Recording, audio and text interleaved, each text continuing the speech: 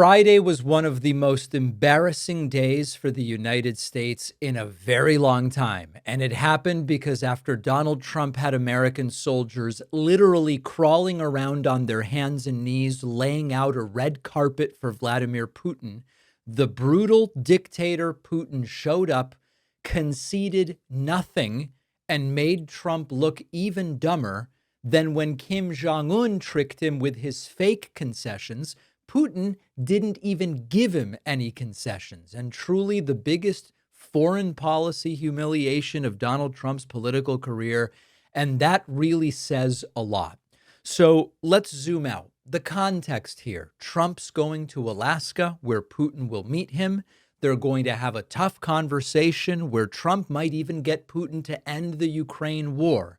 None of that happened. And in fact, the very nature of the meeting taking place already framed Putin as the dominant one, as the strong one.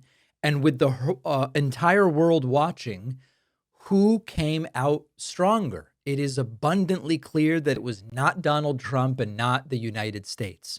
Now let's get back to the optics for a moment. As I mentioned, American soldiers rolling out a red carpet for Vladimir Putin, where we have a brutal dictator who disappears dissidents, who has seen adversarial journalists accidentally fall out of a hospital window or stab themselves in the back. You know, you hear these crazy things which are meant to be unbelievable. That's part of the game. Of course that didn't happen. Of course they were ordered killed.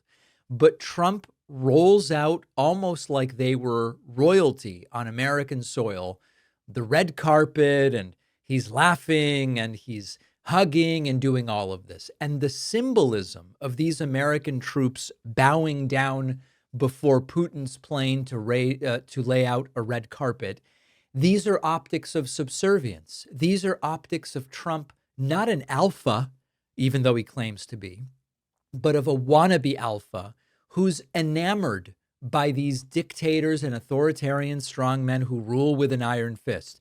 It would be easier for Trump to just be able to disappear journalists the way Putin does, rather than having to deal with questions he doesn't like when he does a press conference. It would be better for Trump to be able to just say, "You're off the air," when there's a channel that's reporting things that Donald Trump doesn't like.